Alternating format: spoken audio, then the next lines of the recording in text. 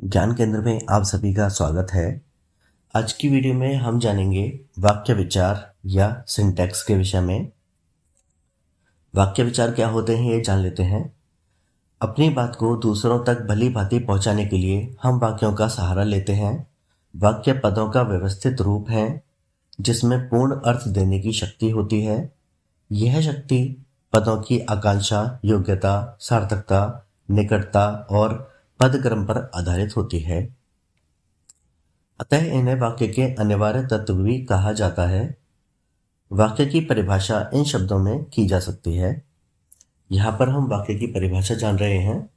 शब्दों से बनी सार्थक तथा क्रमबद्ध रचना को वाक्य कहते हैं।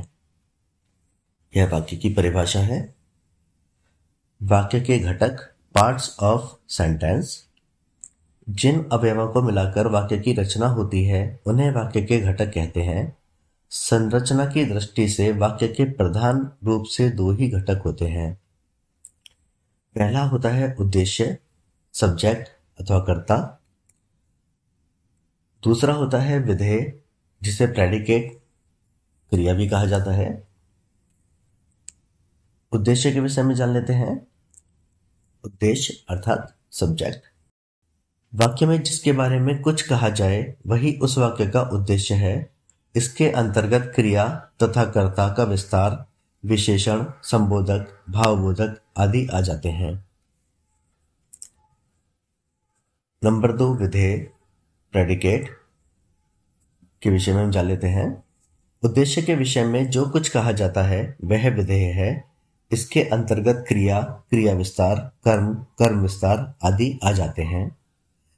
उद्देश्य और विधेय के योग से ही वाक्य संरचना के स्तर पर पूर्ण होता है तथा किसी भाव अथवा विचार, संदेश को व्यक्त कर पाता है। जैसे रजनी अध्यापिका है। छात्रावास में रहने वाले सभी लड़के ताजमहल देखने जा रहे हैं। विद्यालय के छात्र मैदान में खेल रहे हैं। इसे एक चार्ट के माध्यम से समझ लेते हैं। उद्देश्य और विधेय, जैसे तान्या एक उद्देश्य है और विधेय पुस्तक पढ़ रही है। तान्या पुस्तक पढ़ रही है तो इसमें तान्या उद्देश्य है और विधेय है पुस्तक पढ़ रही है।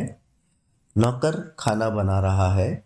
इसमें नौकर उद्देश्य है और विधेय उसका क्या है, वह खाना बना रहा है। हम खेल रहे हैं।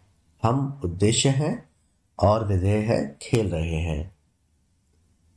पंखा चल रहा है तो पंखा उद्देश्य है और चल रहा है यह उसका विधेय है।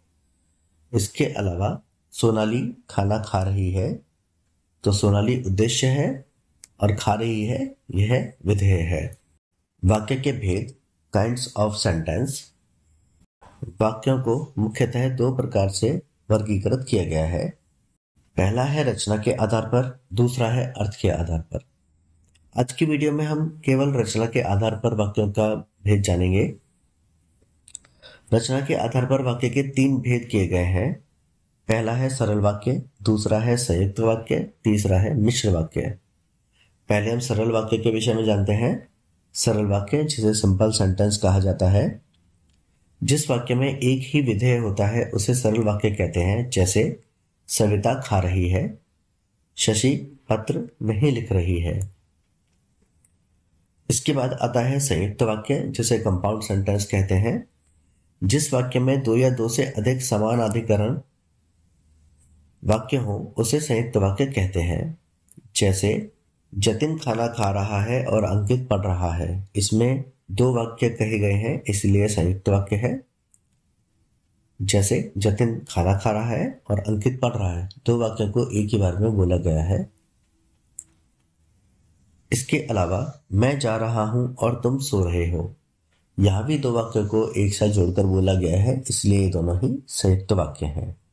तीसरा होता है मिश्र वाक्य, जिसे कॉम्प्लेक्स सेंटेंस कहा जाता है। जिस वाक्य में एक प्रधान उपवाक्य हो और अन्य आश्रित उपवाक्य हो वे मिश्र वाक्य कहलाते हैं। जैसे यह वही भारत देश है जिसे कभी सोने की चिड़िया कहा जाता था। अगला उदाहरण है, निपुण को पुरस्कार मिला क्योंकि उसने हिंदी कविता पाठ किया। इस प्रकार से हमने वाक्य विचार के विषय में जाना। आशा करता हूँ आप सभी को वीडियो अच्छी लगी होगी। वीडियो अच्छी लगी हो तो वीडियो को लाइक करें, चैनल को सब्सक्राइब करें। आप सभी का धन्यवाद।